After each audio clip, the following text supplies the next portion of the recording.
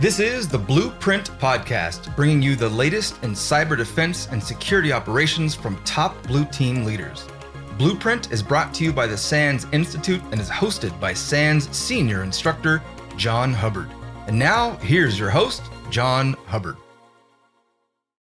In this episode of Blueprint, we talk with Joe Lykowski, Cyber Defense Lead at Dow Inc.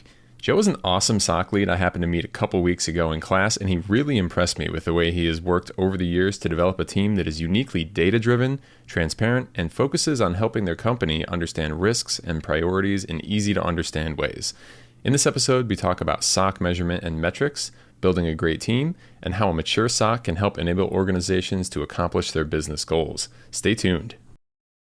Hello everyone, today on Blueprint we have Joe Lykowski, Cyber Defense Lead at Dow Inc. I met Joe when I was teaching Management 551 just a couple weeks ago in Washington, D.C. at the SansFire event there, and he was one of the students, honestly, you just love to have in class. He was someone I knew would be great for a podcast conversation because he was able to jump right in and add value to basically everything we were covering in the class and work for a team that was clearly kind of high on the SOC maturity scale. So I knew as soon as we were done with class that I had to get Joe in for an episode. So welcome to the podcast, Joe. Well, John, I appreciate the opportunity to have this conversation, to take the class to the next level, right? And then hopefully bring some of these learnings, not only from the class, but things that I've done at Dow Inc. to your audience and to really the world and helping to defend the world from cyber risk. Awesome. So yeah, looking forward to just kind of vibing back and forth on SOC manager thoughts and building a team and kind of going back and forth on the people, process, technology, and everything else. Before we get to that, let's start as we always do, which is kind of hearing a little bit about your current job and kind of what you do day to day, and then your history that kind of brought you there in the first place. Yeah, so currently I'm labeled as a cyber defense leader. The leader title means I have people. So I have roughly 25 people that report to me in our SOC. So we have a fairly large SOC. So I'm very advantaged to that. Lots of time spent into building that team, lots of influences and such. And I've been doing this role for roughly 5 years. So for SOC management, that's a long time. I've definitely lived through quite a few experiences. And as you referenced, I was in your course, and I couldn't have been happier to have said, "Holy cow! I went through this course, and we're not doing it wrong."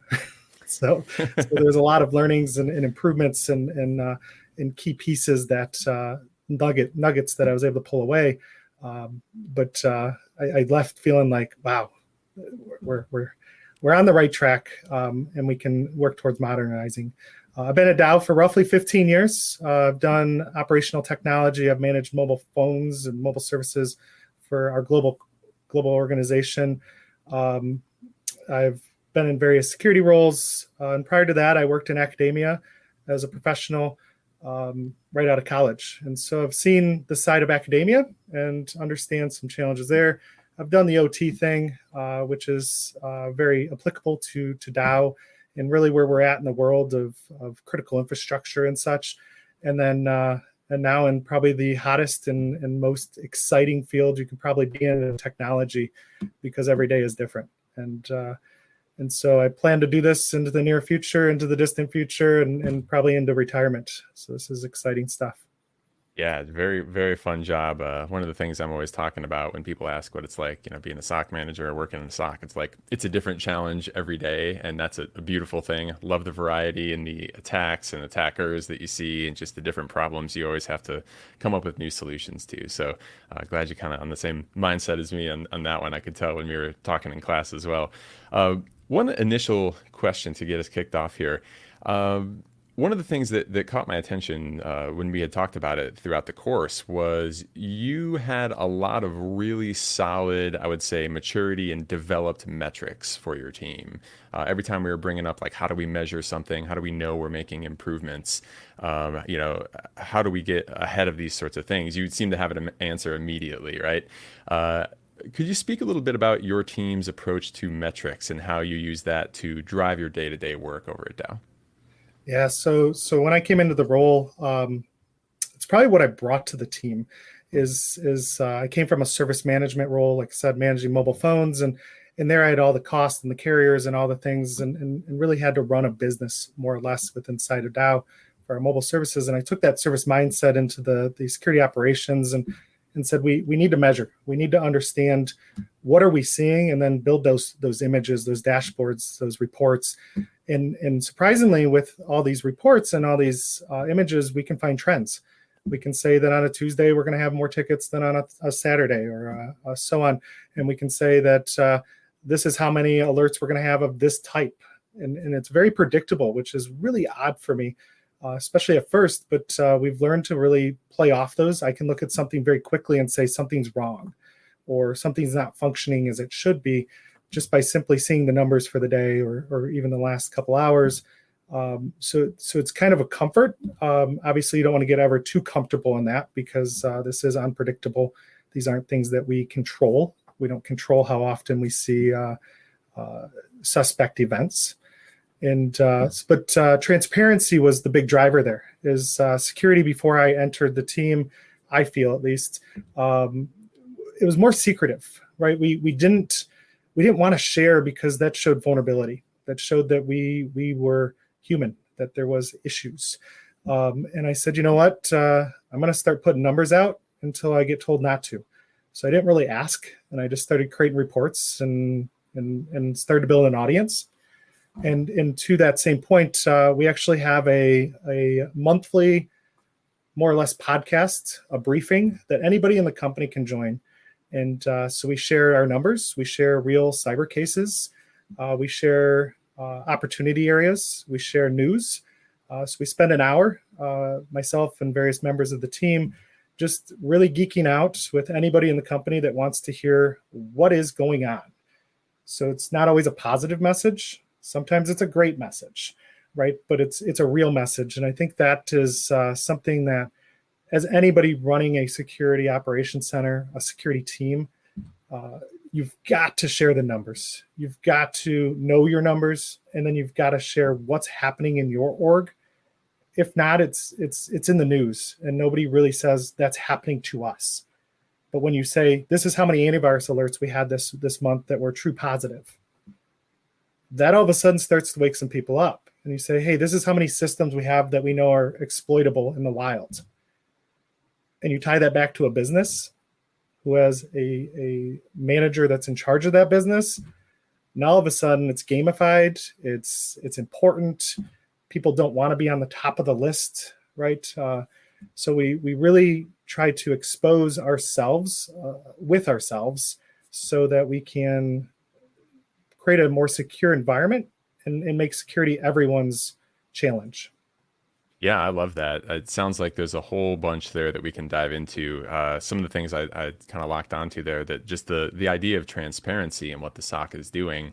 A lot of times, it's that room that's locked away with people doing something in it, and no one really knows, like, are they helping? Are they just sitting around, right? And so the fact that you're able to do that and now have support to share that information out, and then can also back that up, it sounds like, with data to show that, hey, this sharing is helping and helping get our story out. That's an amazing kind of thing to hear, and I think something that a lot of companies would benefit from. The things that you do share, are there any things that are like real big highlights that you found in terms of like external stuff you're giving to your stakeholders, customers, whatever you call them? What are the things that the external business is finding the most valuable or interesting from your team? Obviously, they care about their risk, right? That's the one thing they want to know is, what does my business look like? What are my people doing? And then they want to know, how can we fix it, right? Because security is as professionals in the fields, to us, it's like, well, this is a no-brainer. Why wouldn't we invest money and time and energy into this? But the business wants to know, what is critical? What do I have to do? Because their output is creating product. That's where they make their money. And security is a cost. If I have to upgrade a system, if I have to spend time on software, if there's a change, right? That's something that they look at as downtime, or that potentially an avoidance, right? Much like insurance, you don't want to pay it, but if you don't, there's a risk reward, and there's a potential attack surface being created. But what's the likelihood and such? So making it very personal to them again, it's very much. you need to do these things, and trying to take to them the things that are needed versus the things that are noise, right? That, okay, yeah, we would love to be 100% patched on every application and have all of our CVEs knocked down and such. It's never going to happen. It's millions and millions of opportunities there. But if you go do these 5 things as a business, as we said, transparently, you build that trust, you build that drive for that business to say that's achievable. And I think that's the big piece there. Yeah, I love that. The needed versus noise and kind of the prioritization of like, here are all the things maybe that could happen, but like these are the ones that are really going to move the needle on risk, right? Making that clear message to people. When you're delivering a measurement of here's how risky your particular business unit is, or this particular, manufacturing area, however you divide it, are there certain like specific things that you find are the most indicative of risk? Like obviously vulnerabilities and stuff like that, I'm guessing is going to be on that list, but what other kind of things are you often reporting to these type of people? Yeah, so I think we're not unique. I know we're not unique. Our employees love to give away their passwords.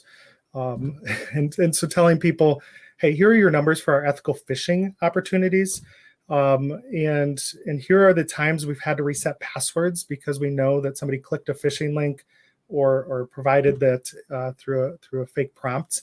And staying on top of that, that is something that's super human that people can relate to. What they can't relate to is, hey, I just popped a shell on your computer and now you're vulnerable because we just did a red teaming exercise. That means nothing to them. But hey, we had to reset 20 of your employees' passwords because they gave away their credentials. That's like, oh, and hey, you've had X amount of people click on a ethical phish for a gift card. Like now all of a sudden it's like, oh, I might have clicked that too. And so creating that human factor to people that aren't technical, to people that are brilliant scientists, that are brilliant engineers, but the computer is a tool to them, and stepping back and really relating to that, I think is the biggest piece that we can bring as security professionals to the table. That yes, we're super geeky. We love to do this stuff. We love to have the lights dark in the SOC and kind of be that Hollywood type look and feel. But at the end of the day, if we can't relate, nothing gets done, and people keep doing these risky behaviors. So how do we make them care? And I use the analogy a lot of changing the oil in your car, right? For vulnerabilities, for a lot of this, like you have to do it. If you don't, your car will break. And so it's not something any of us enjoy doing. And now that we have electric cars, maybe it's less important. But we want to get to the point of security is like an electric car. You just drive it and you charge it at night and go. But right now we still have to change that oil. We have to patch. We have to make sure we're maintaining non-compromised environments and low risk environments. Yeah, the make them care versus convince them why they should care is always a struggle that every team has to have. It's like, oh, you need to watch for phishing, but until people really make the connection, and kind of see how that presents a very specific risk to their livelihood, their job, their business unit, it can be hard to connect those dots. So yeah, always important to kind of draw that message out. In terms of and that's kind of like external facing stuff. I want to switch a little bit to more kind of internal SOC operations style metrics. From the stuff that you think is useful to track, is there anything that you're looking at, like maybe on a day-to-day basis inside the team to say like, oh, things are normal today, things are abnormal, we need to take action here? Anything that sticks out that's like your daily go-to metric set? Yep. So we have a dashboard. Hopefully most SOCs do. And we tie everything back to MITRE, right? Mm-hmm. So obviously endpoints generate a lot of suspect events. And so we do spend time on identity and endpoints in a majority of our environment. Network is important also. All the different areas have their importance, but we're probably going to spend a majority of any given day understanding endpoint type activities. somebody went out to a website, downloaded a piece of software, and it executed in an interesting way, or somebody went out to do some fantasy football and chose to download a JavaScript and execute it. And that's interesting, right? What could that be? And then again, the identity, we're very fortunate to have very mature identity protections and such. And so we can look for impossible travel, and we can look for abnormal logins in general, and in regions of the world where people are logging in, and ask the question, hey, are you on vacation? Are you in this area? And so we do a lot of that as proactive to get a true understanding of, are we seeing something that we can line up to a risk, or are we seeing something that's just normal behavior for humans and allowing business to happen, right? That's the other thing from a security perspective. We could lock everything down and take away the humans and we'd be great, but then we don't make money and we don't ultimately meet our objectives of enabling the business versus preventing the business from functioning. Yeah. The interplay between productivity and security, right, isn't that other battle that every SOC is trying to fight all the time? And that's the other thing I'm always pointing out, especially in the other class, in 450, talking to newer people, and a lot of time in that class, it's like, I know you have all that energy to go turn on every security feature and everything, but you got to remember, like, big picture, right? We're here to make sure this machine can run, not just focus on this kind of local optimization of make the SOC as secure and everything as secure as it can be from the SOC's perspective. We have to keep the big picture in mind. Speaking of big picture stuff and metrics, what are you looking at maybe longer term in terms of trying to figure out where to bring the team in terms of improvements? We're doing well, we're not doing well, kind of like maybe monthly reports are you looking at and stuff like that? Yeah, so like submissions of phishing, right? How many suspect emails were submitted for the team to review? How many of those were caught by our technology versus spam versus non-malicious and such? So we measure a lot of that. We trend that. We understand the effectiveness of our tooling and where we need humans involved and can justify time and things like that. Same with any of the other tools. We continue to look for efficiencies and opportunities. And being a large company, we get to actually influence product, which is probably the most fun part of my job, is how do I take back what we're seeing and give that back to a vendor to say, here's where you need to fix your tool, here's where you're missing, here's where we need more capabilities. And so taking all this data, this metrics, and not only sharing those internal, but then taking that back to a vendor and saying, you're missing consistently this much, or here's something we're not able to detect with your tool. How do we get this out of the box where we don't have to build a custom control? Or, hey, if we could do X and Y, then we could remove other products from the stack, which is also, right, the whole fight of agents on systems. And as security professionals, we want 100 agents on a system, and as a workstation group that has performance issues, they might want you to have maybe one, maybe, right? So it's continually just how do we improve through metrics? How do we understand where we have gaps? And maybe those gaps are okay, right? Maybe that's normal, and we just don't want to invest in that because we have other controls. So as a previous a mentor of mine would always put it, is we have a football field with landmines, right? It's kind of hard to navigate that if you don't know where those are, which is perfect from an attack surface standpoint. But we also want to make sure we have a landmine where it needs to be. Yeah, interesting. I love the feedback thing, giving information back to vendors and saying, here's the data to show where you can improve, right? That's the kind of thing when we were talking during class, I was like, Joe sounds like his team is way on top of it, right? If you're collecting stuff and suggesting proactively back to vendors what to do, that's super cool. One other thing I wanted to ask about, maybe this is a harder question, but is there any metric that you've found is very not useful, like maybe something you were excited about and then turned out not being great, or stuff you've wasted time on, or just anything you see the average team do and you're like, don't do that, it doesn't turn out very well? Yeah, big numbers, right? Big numbers are management numbers. They impress people. Like, hey, we've collected billions of events in the SIM this month. That means nothing, right? I guess there's a cost to that. So you have to understand it from that angle. But ultimately, we use them from time to time around phishing that says, hey, we blocked this many malicious things with our controls. Because it's important to share those, but they're not really meaningful. They're not something that you can take action on. And then really any blocks too, right? IDS, IPS is one that I'll pick on just for a second. Like, great, you blocked it. What got through? Right? That I care about what got through. If you blocked 1 million things and it was a Target cookie for their shopping cart, so they couldn't track you on their website, like that's, I guess, important. But what didn't we block? And that's where the SOC plays. So the numbers can help, right? I use them from time to time, but it's the lower numbers. Hey, this is how many incidents we had this month, and it's in the single digits. Like, those matter the most because any of those could have sank the company type feel, or really caused an impact. And so sometimes you have to use them. But they're not really meaningful to how do you protect the company. Yeah. In terms of collecting metrics, there's a lot of teams out there that I think, especially on the newer side, that are like, I'd love to have a beautiful set of numbers, much like I'm sure your team has, but maybe they don't know how to set up the actual workflow to get those numbers to them. They don't know the right tools to generate those things.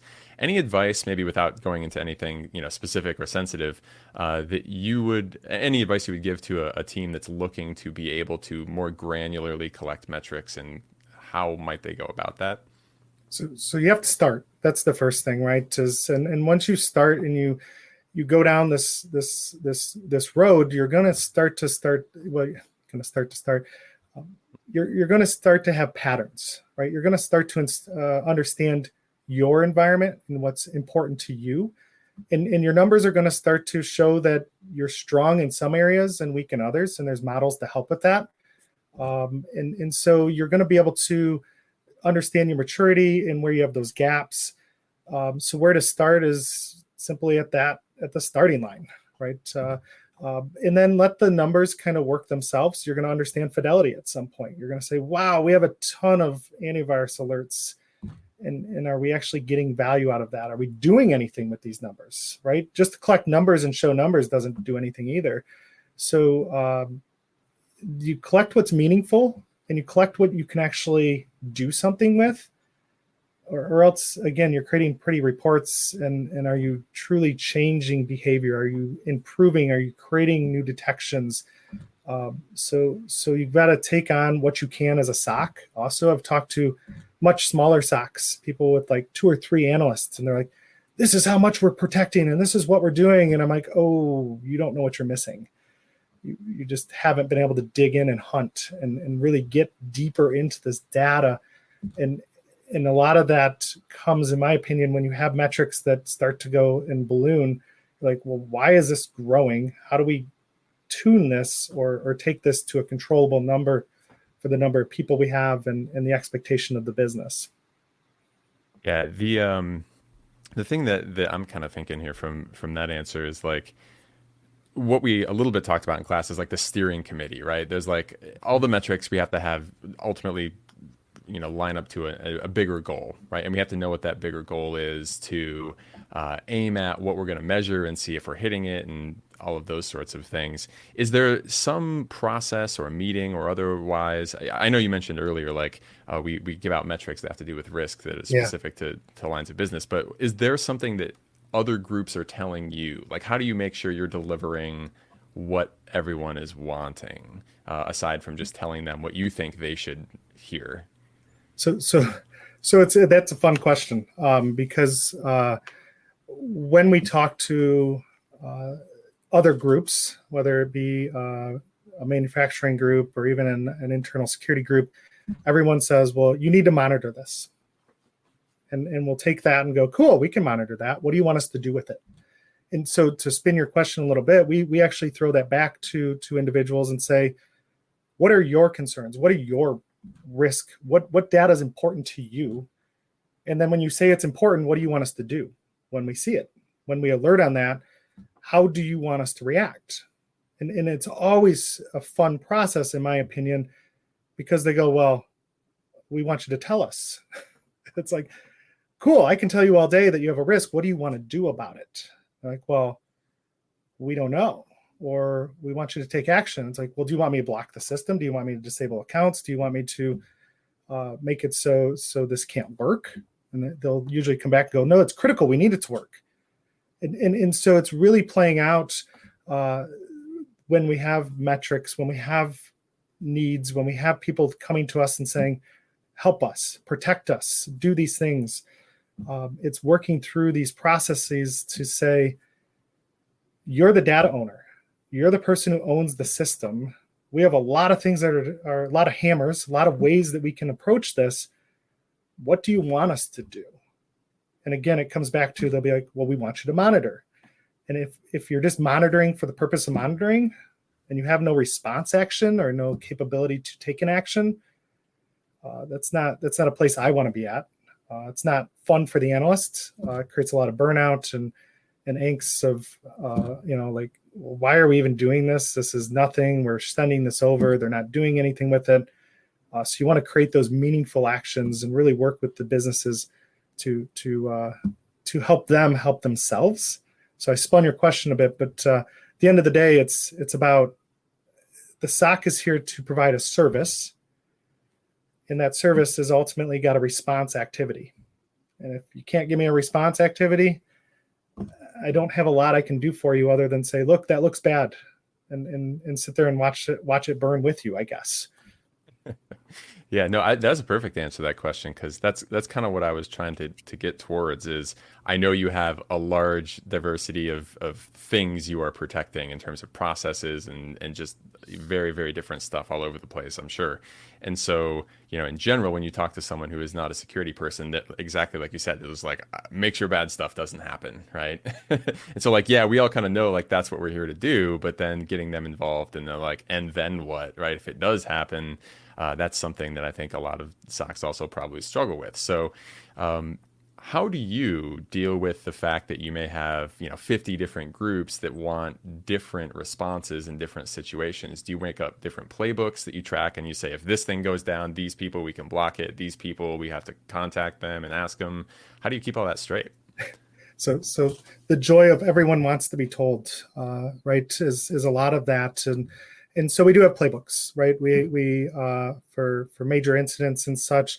In post the class, we always had a mission statement. I wrote that years ago with the help of the team, but we wrote a charter, and I really pushed to say, what are my boundaries? What can and can't I do as the SOC, as a defensive organization? And so that's been really interesting to kind of define that.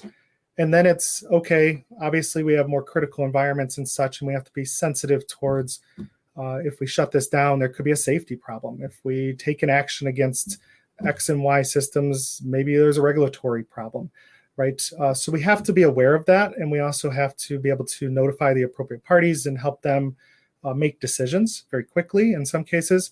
But I also, lack of a better way to put it, I joke that I keep my resume up to date, because there will be a day that I have to make a decision that may be wrong, and I'm going to take an action that takes something down, and then later when we Monday morning quarterback it, is, well, why would you make that decision, right? And that's my role, and I live with that. But I also have a great org that I know that I can say that jokingly, right? That even in the charter it states that assuming that we take an action with the right amount of data at the time, and it makes sense to take that action, we're good, right? We need to protect the org. But that doesn't always sit well either. When you tell people like, hey, I have two options. I can protect the company or I can let it burn. I'm going to choose to protect the company. If you don't give me enough data, I'm going to do this. Right? You need to tell me why your system's doing this very quickly. And if you can't, I have a choice to either do nothing or do something. And so it's sometimes awkward. It's sometimes very stressful and hard when you're working with individuals that are like, well, you can't take this down. It's critical. And it's like, I can take it down and it's critical.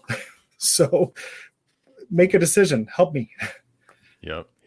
That sounds very much like the conversation of, good decisions versus good outcomes, right? Is like you can make a good decision and have something bad happen kind of as a result, but you only knew what you knew at the time. And it wouldn't be a crazy thing to take that action, but then you find out later on, oh, that was an expensive or incorrect action to take, but we couldn't have possibly known it because we didn't have what we needed, right? So I was just at Blue Team Con this past weekend in Chicago, phenomenal conference. Jake Williams used the quote, the best bad plan. And that just resonated. Sometimes you have the best bad plan. Yeah, that's a great way of putting that. You also had brought up speed in making decisions, right? And we know that being able to jump into action is an absolutely critical thing for any SOC team to be able to do when that moment comes. The attackers are continuing, and if you're trying to catch them, and it takes you 3 hours to get approval to do something, they're going to be 3 steps ahead of you already. Anything that you would recommend to SOCs that are maybe building up to make sure that when that moment does show up, how do you make sure the team is ready to, strike in whatever way is necessary or makes sense at that time? Yeah, it's hard. This is where hiring good analysts and people that are not going to more or less falsify or hide behind the data, right? They can go, well, that's not important. Or I think as you put it in the class, right, being able to make sure that all tickets are important and that we're focused in the highest priority, but that we don't create a sense of, well, I don't know how to do those, so those get ignored type scenario. In prioritizing upfront, like ransomware is important. That's probably a priority one for most organizations, and we're going to try to respond to that very quickly versus something that is more contextual or supporting data. Again, if you have a block in an IPS and it's not very large quantity coming through for that, that's important, but it's contextual, likely. So prioritizing that with the analyst, but then also giving them the backing, right? My role is also that everything comes to me. Everything falls on me. My team makes a bad decision, that's on me. And they know that, and giving them the opportunity to make mistakes because they will happen, and that they're more or less protected again if they're making sound decisions that have some thought put behind them. Because sometimes we have to be quick, and we're wrong a lot, unfortunately. But we like to fail safe, right? We'd prefer to put somebody in isolation and then have to apologize later. Versus, I wasn't positive, so I let it be, right? And so speed is important. Speed can also, you act with the data you have. And I think that's the big piece there is if you have very limited data, you still act with what you have. Mm-hmm. Even if it's super hard to make a good decision in that case, right? You always got to look for how can I enable myself to make the best possible decision at the time, and this is the data I have. Yeah, yep. Get yourself that data so when the time comes, it's not like I have nothing here. What am I going to do? Yeah, and if you have nothing, you have to still make a decision. Yeah, and even then, right, you still got to do your best. Hey, cybersecurity leaders and SOC managers, if you've been listening to this podcast for a while, you know about SANS Management 551, Building and Leading Security Operations Centers. It's a course made for anyone looking to build, improve, or be their most effective in leading a security operations team. But what I wanted to say was since the release of Season 2 of Blueprint, we've had some exciting updates that I wanted to let you all know about. I'll start off by saying this. If there's one thing I've been surprised by this year, it's how quickly the new 5-day version of 551 has taken off with security ops team leaders around the world. We've seen continued rapid growth and interest in the course, no doubt given to probably the high rate of enormous damaging cyber attacks that have been happening over the last couple years. What you might not have heard is the good news that due to the popularity, GIAC immediately jumped on building a brand new security operations leadership certification to go with the course. So now, if you take Management 551, not only will you get 5 days of the standard SANS level of intense hands-on training with exercises, perhaps with Mark Orlando or myself as your instructor, but also a unique chance to be one of the first people in the whole world with the GIAC GSOM certification for security operations management. I'll tell you, this class is really, really fun. If you join us online or for one of our live classes, you're going to be taking the class with a peer group of security operations leaders from organizations all over the world and working with them on labs, facilitated discussions, and on our Cyber 42 exercise, which we run at the end of every day of the course. So this is a highly interactive and social course where you learn not just from the instructors, but also build your network of other security leaders who you can discuss your specific problems with and pick up best practices from as well. How cool is that? If you aren't sure if the course is for you, head on over to sans.org/MGT551, where you can check out the course syllabus and take a free demo section of the class. Thanks for checking it out and hope to see you online or at a conference in the near future. Now, back to Blueprint. Along that answer, you had mentioned a couple things along the kind of team side, right? Getting good analysts, being a good leader, and making sure everyone knows, how things are going to flow. Super open-ended question here. What makes a good team to you, and how do you go about cultivating the right set of people to bring in to make the best possible team? Yeah, so that is super broad, and I love it. Diversity. And as I was talking about with you earlier, diversity of thought, right? So not just a diverse from physical appearance, but how do people think? So different backgrounds, different degrees. Not everybody has to have a master's in cybersecurity to do this job. You may not have a degree. Maybe you just have experiences that come to play, or just a different approach at life. So that's important. Also, the passion, right? So a lot of times when we interview people, it's about, do you live this lifestyle? Not to the point that you're literally working all the time, but is cybersecurity exciting for you? Do you have a passion for this? Are you reading it in the news? Are you trying to get involved in communities and connect with others? I just did some mock interviews at Blue Team Con, and one of the individuals was able to talk a ton about Super Smash Brothers, the video game. And I said, that's the passion you need when you come to an interview. You need to be able to talk about cybersecurity in that same way. And so I'm looking for people like that, right? That are coming and are super geeked about it. They don't have to know everything up front. You prefer that they don't, because you want to be able to grow people too, right? If you're truly at the end of your career and truly an expert, is the SOC the place for you? Maybe. I would love to have really experienced people, but what more can you learn? What more can we teach? The other advantage of a SOC is you have to always want to learn, and so maybe that's a disadvantage too. But to the same point I just made, is anybody coming into a SOC has to be willing to learn, because tomorrow's attack isn't there yet. So we always have to be constantly learning. So people that want to come into a job just to run process, our processes are going to change. And if you don't like change, if you don't like constant evolution, probably not the field for you. So we're going to try to figure that out real quick. Yeah. Yep. Constant change is the one thing you can absolutely count on in this job. In terms of growth, how do you ensure that people are growing and always improving on whatever they could do yesterday, learning new skills, trying new things, especially as a manager, making sure people aren't, cherry picking alerts and stuff like that. Have you come up with training plans or anything in particular that you find works really well? So it's hard, right? So we have a lot of tools. There's a lot of complexity. We try to simplify where we can.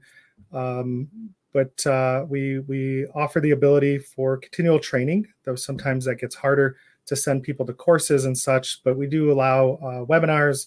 20% of people's time, roughly, is spent on go figure out what's going on in the news. Go figure out what one of the leading security companies have put out in their reports.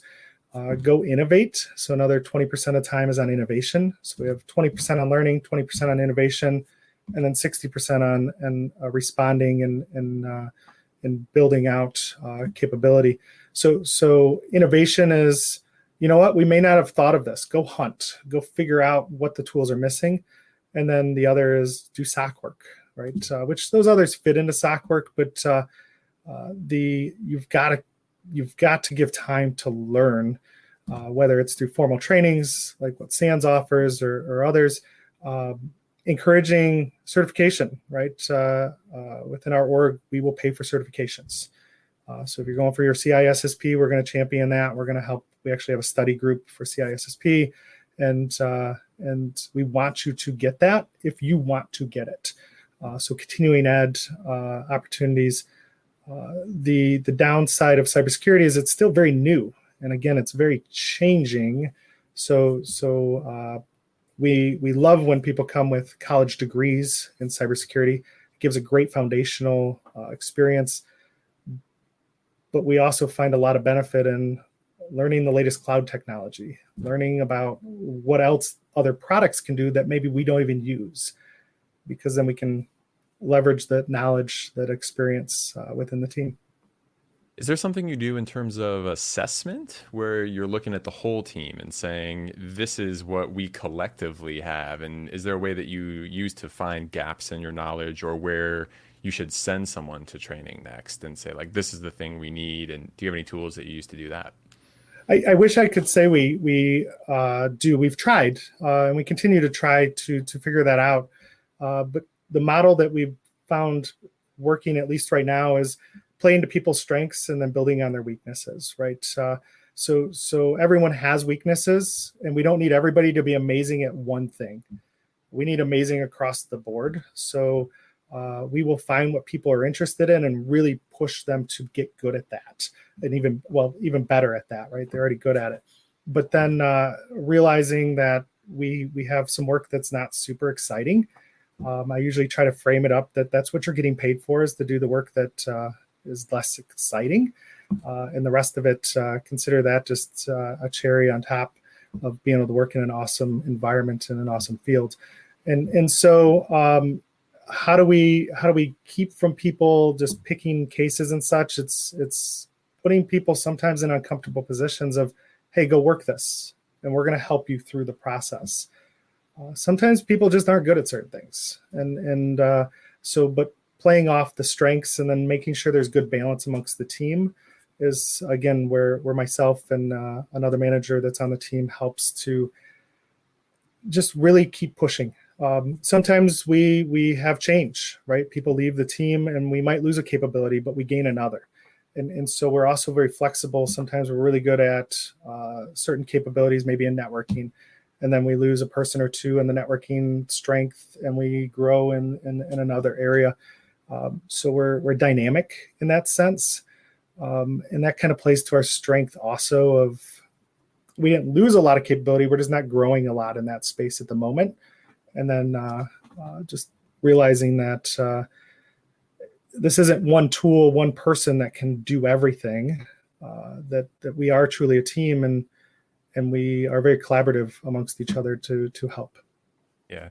No, it sounds like an awesome place to and kind of team environment to be in. The 20% thing you had mentioned, that was another one. I think that some listeners might be like, oh, 20% time on learning, 20% on innovation. Like, can you still get your work done if people are only looking at 60% for like working operational alert type tasks or things like that? With that being the case in your SOC, have you ever found that to be a problem, or do you find that the efficiency gains from saying, like, here's your minimum amount of innovation is more than kind of paying for itself and enabling people to get more done? If you're just processing the alerts that you have today, you're doing it wrong, right? That's the simplest way to put it, because you're gonna find what you're looking for every time in that case. What you're not going to find is what you didn't know existed, right? So if you're not hunting, if you're not innovating, if you're not looking at new ways to use the tools and stretching those capabilities, then you're probably not really running an effective SOC. So to me, it's not an option of innovation and such. Now, some people spend more time learning than they probably should, and we have to pull them back in and say, hey, over here, we have things to get done. Or vice versa, they may spend a lot of time just process. And it's like, nope, we need to come back here and we need you to drive some innovation and run some projects or be involved in projects. Maybe go build out some automations, or at least come up with concepts and understanding the data. So we're constantly having to monitor and manage to some extent to make sure we're effectively enabling people to innovate and learn, so that then they can take that and apply. You find that having that kind of ability to freely range and kind of learn certain specialties that appeal to people, or do this kind of innovation work where it's specialty projects and other things like that, is that helping? Do you believe keep people on the team? Because we know a lot of SOCs have burnout issues, and Yeah. as we had kind of discussed in the course and some other places, like a lack of variety, a lack of feeling like people are moving often contributes to those burnout feelings. And it sounds like you've really nailed like, hey, you're definitely going to be seeing a variety of stuff and learning. Is that part of your approach to burnout reduction and that sort of thing? And what else might you do in that regard? Yeah, I love the question in the sense that it can cause a lot of burnout too. It can cause a lot of anxiety because here you have to know all this stuff and you got to be bringing all these new things. And that's hard when you're brand new out of college or just starting in this field. And we love taking on very people that just desire to get into this field. We'd love to take them on. We love the raw talent.